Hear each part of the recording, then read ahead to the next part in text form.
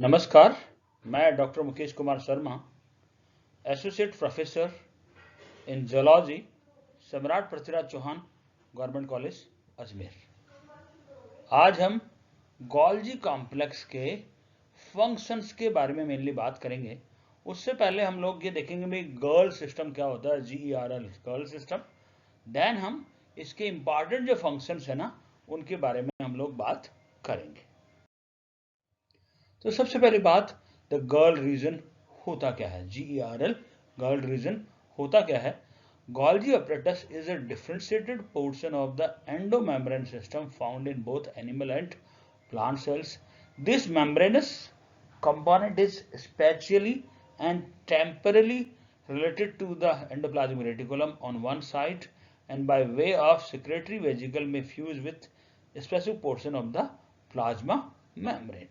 Basically क्या है कि जो गोल्जी का अपरेटस यदि हम लोग देखें तो क्या है, बेसिकली ये एक ना जो एंडोमेम्ब्रेन जो है आंतर मेम्ब्रेन का एक डिफरेंशिएटेड पोर्शन के रूप में पाया जाता है। किसमें? एनिमल सेल्स तथा प्लांट सेल्स दोनों में। ठीक है, यानी एक आंतर मेम्ब्रेन का एक डिफरेंशिएटेड पोर्शन यानी उनमें सिस्टर्नी भी होगी, वैक्यूल्स भी होगी और वेजिकल्स भी होगी।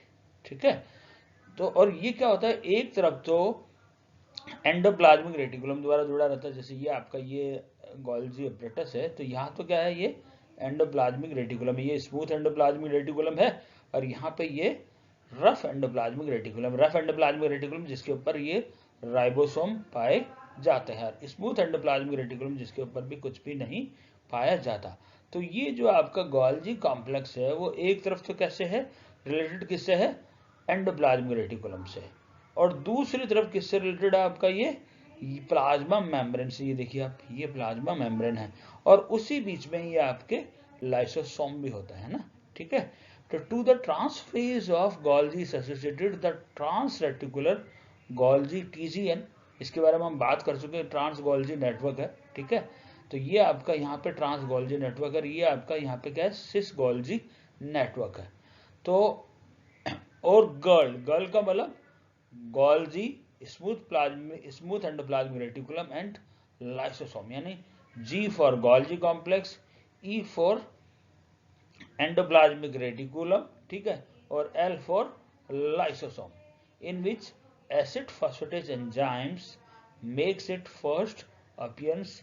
Girl is involved to be in the origin of primary lysosome and of melanin granules, in the processing, condensing and packaging of secretory materials in endocrine and exocrine cells and in lipid metabolism.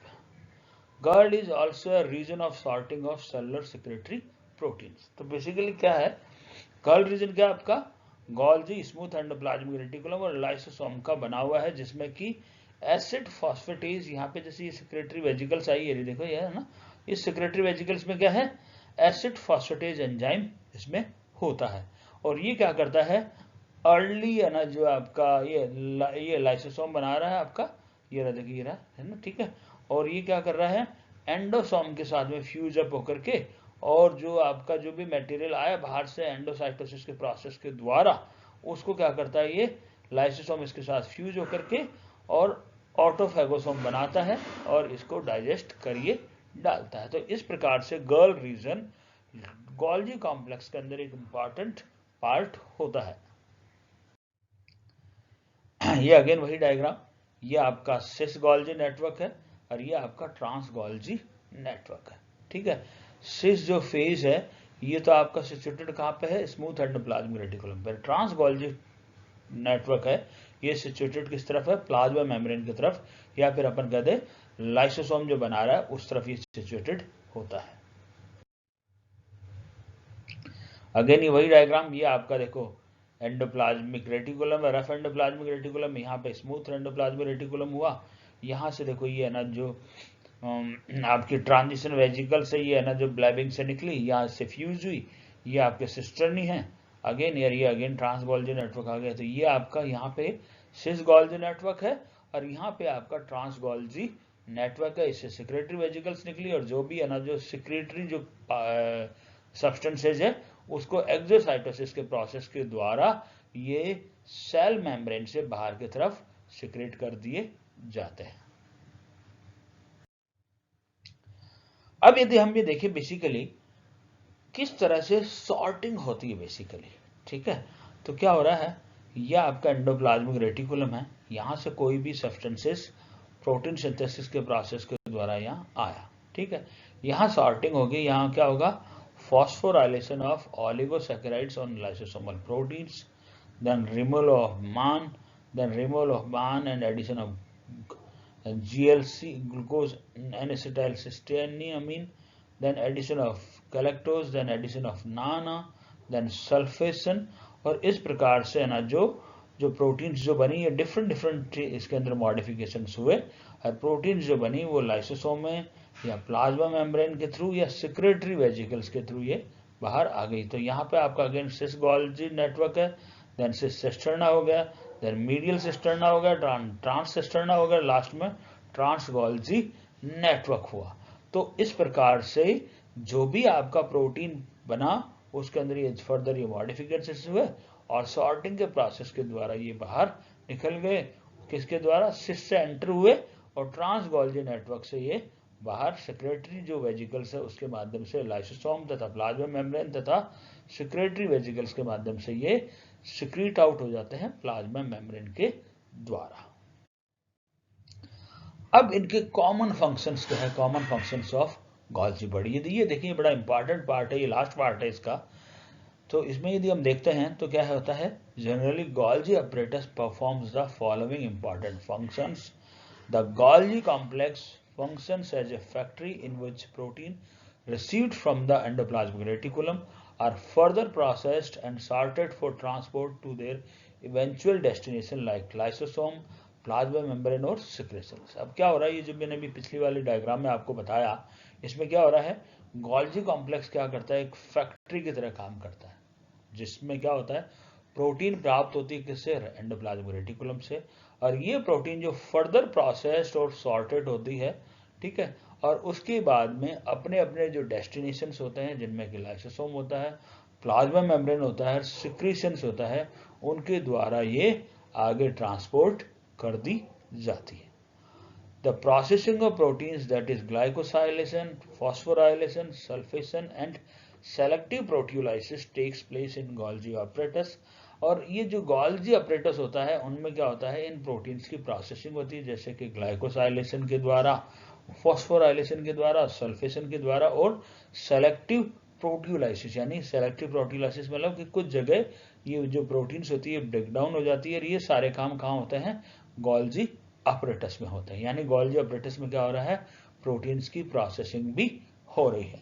Golgi apparatus is sites for synthesis and processing of polysaccharides, glycolipids and sphingomyelin. तो ये जो polysaccharides है, glycolipids और स्पिंजोमाइलिन्स की भी है ना, जो ये साइट होती है सिंथेसिस और प्रोसेसिंग के लिए। In plant cells complex polysaccharides of the cell wall are synthesized in Golgi apparatus. और प्लांट सेल्स में भी जो सेल वॉल के जो जटिल जो पॉलीसैकेराइड्स होते हैं वो भी गोल्जी अपरेटस में सिंथेसाइज्ड होते हैं। तो यदि अपन इसका काम में देखें अपन, तो बेसिकली क्या है, ये जो गोल्जी अपरेटस है ये प्रोटीन्स को एंडोप्लाज्मिक रेटिकुलम से लेता है, देन उसकी प्रोसेसिंग करता है। प्रोसेसिंग में अपने देख लिया, ग्लाइकोलाइसिलेशन करता है, फॉस्फोराइलेशन करता है, सल्फेशन करता है, या फिर सेलेक्टिव प्रोटियोलाइसिस करता है। और ये जो गोल्जी अपरेटस होता है इसमें जो पॉलीसैकेराइड्स का भी सिंथेसिस हो सकता है तथा प्रोसेसिंग हो सकती है, पॉलीसैकेराइड्स, ग्लाइकोलिपिड्स और स्पिंजोमाइलिन्स का। और प्लांट सेल्स में ये क्या करता है, कॉम्प्लेक्स जो पॉलीसैकेराइड्स होते हैं उनका भी ये निर्माण करता है। These are some important common functions होते हैं, secretions, synthesis, apoptosis, phosphorylation and sulfations। जो अभी मैंने बताया आपको कि जो प्रोटीन्स के ऊपर जो मॉडिफिकेशंस होते हैं उनका secretions होता है, उनका synthesis होता है, तथा apoptosis के प्रोसेस के दौरान सेल डेथ होती है, या phosphorylation होता है, या सल्फेशन होता है। ये कॉमन फंक्शंस है गोल्जी कॉम्प्लेक्स के। तो सबसे पहली बात secretions. Golgi complex plays an important role in secretion. Secretory material reaches the Golgi complex from the smooth endoplasmic reticulum by way of transport vesicles, which burn off from SER and fuse with Golgi cisternae on the cis phase. From the trans phase, secretory vesicles arise that carry the processed material to their destination. तो ये आपका देखो ये rough endoplasmic reticulum है, ये smooth endoplasmic reticulum है। यहाँ से आपका जो प्रोटीन्स है वो अनाज जो क्या हुआ, ब्लैब फॉर्मेशन हुई या बर्ड फॉर्मेशन हुई, और ये कहाँ आ गया, आपके जो गोल्जी कॉम्प्लेक्स है उसके सिस फेज पे आ गया, और क्या हुआ, ये आपके सिस्टर्नी से फ्यूजअप हो गया। अब फ्यूजअप होने के बाद में क्या हुआ, इस गोल्जी कॉम्प्लेक्स के सिस्टर्नी में उसमें फर्दर प्रोसेसिंग हुई, और देन ट्रांस फेज पे क्या हुआ, ये सिक्रेटरी वेजिकल्स के फॉर्म में बाहर निकल गया, और जो भी प्रोसेस मटेरियल था उसको उसके डेस्टिनेशन के ऊपर ये ले गया। डेस्टिनेशन क्या हो सकता है वो मैंने बता दिया आपको, लाइसोसोम्स हो सकते हैं, प्लाज्मा मेम्ब्रेन हो सकती है, या फिर सिक्रेटरी वेजिकल्स के द्वारा ये बाहर सिक्रेट आउट हो सकता है। तो इस प्रकार से जो सिक्रेशन का प्रोसेस होता है। अब पाथ ऑफ सिक्रेशन यदि हम देखें, पाथ क्या होगा, proteins which are to be secreted enter ER lumen while being synthesized on ribosome attached to the ER surface. Transport vesicles bud off from SER carrying secretory protein which fuses with cis Golgi apparatus. The protein travel through cisternae of Golgi apparatus. Proteins are modified by glycosylation when moved through GA cisternae.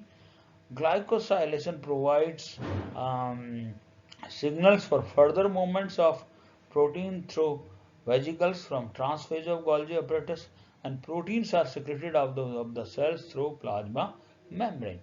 तो ये जो proteins होती है basically ये कहाँ से आ गई, ER lumen से आ गई। उसके बाद में ER ल्यूमन से आए बाद में क्या हुआ, ये है ना जो स्मूथ एंडोप्लाज्मिक रेटिकुलम पे आई, रेटिकुलम से है ना जो ब्लैब या बर्ड फॉर्मेशन हुआ, और सिस गोल्जी अपरेटस से ये फ्यूजअप हो गई, और फ्यूजअप होने के बाद में क्या हुआ, ये जो प्रोटीन्स हुई इनमें मॉडिफिकेशन हुआ, ग्लाइकोसाइलेशन हुआ, ठीक है। फिर सिस्टर्नी के थ्रू ये क्या हुआ, ट्रांसफेज भी आ गए, और ट्रांसफेज से ये प्रोटीन्स प्लाज्मा मेम्ब्रेन के द्वारा सिक्रीट आउट हो गए। तो ये है ना जो इनका पाथ होता है। ये हम जैसे पाथ देख लें आप, यदि है ना जो कैसे होगा, तो सबसे पहले न्यूक्लियर मेम्ब्रेन है, न्यूक्लियर मेम्ब्रेन से न्यूक्लियर पोर पे आ गया, देन रफ एंडोप्लाज्मिक रेटिकुलम पे आ गया, देन स्मूथ एंडोप्लाज्मिक रेटिकुलम पे आ गया, फिर आपका राइबोसोम जो है वो अटैच्ड है किस पे, RER पे, फिर मैक्रोमोलिक्यूल्स पे आ गया, फिर ट्रांसपोर्ट वेजिकल्स पे आ गया, देन गोल्जी अपरेटस पे आ गया, सिस फेज हो गया, जिसमें गोल्जी अपरेटस में क्या हो गया, सिस फेज हो गया, ट्रांसफेज हो गया, और देन लास्ट में सिस्टर्नी हो गया, फिर ये सिक्रेटरी कंपोनेंट्स के द्वारा ये बाहर निकल गया। तो इस प्रकार से सिक्रेशन का प्रोसेस पूरा होता है। तो आज के लिए हम इतना ही लेंगे। यदि आपको इसमें कोई प्रॉब्लम हो तो आप मेरे ना जो व्हाट्सएप पे कांटेक्ट कर सकते हैं। धन्यवाद।